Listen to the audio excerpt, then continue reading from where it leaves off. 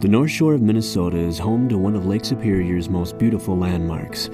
Perched on a 130-foot cliff, the Split Rock Lighthouse has served not only as a beacon of safety, but a place to contemplate the majesty of this vast body of water.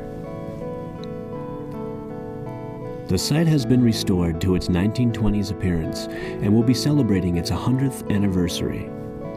The grounds contain a museum, the houses where the keepers once lived, the fog signal building, and the tower itself. Maintained by the Minnesota Historical Society, the site also preserves a large tract of shoreline which brings you down to the lake below. Here you can view the tower from a classic perspective and gaze at the barges in the distance. It easily impresses upon you the immense scale of the lake and how the rocky shoreline could become an unforgiving foe. Hello. Fred Mackey, who has manned the lighthouse for almost 30 years, tells the tale of that fateful day in 1910. There were 29 ships that went down in a storm on November 28th.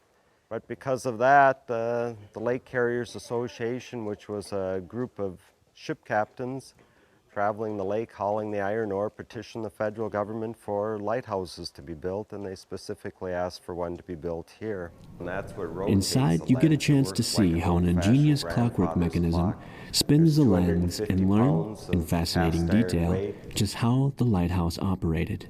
But the weights slowly descend, fall 25 feet in 2 hours. And so every 2 hours throughout the night, a keeper would have to make that trip up the stairs and turn a crank roughly 150 turns to bring the weights up.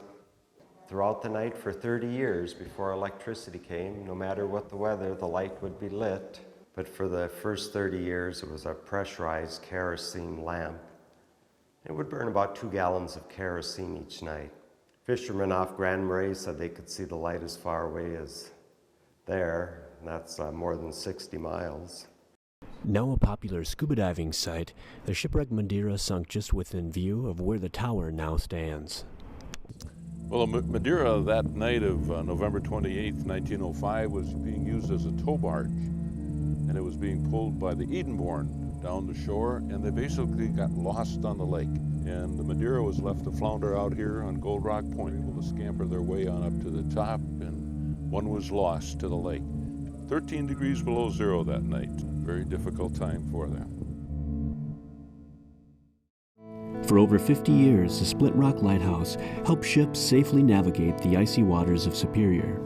Today, it beckons the traveler to discover more about the past and greater appreciate the relationship between us and the ways of nature. For ResortsandLodges.com, this has been Tony Andrea, hoping that you put the Split Rock Lighthouse on your list of top destinations.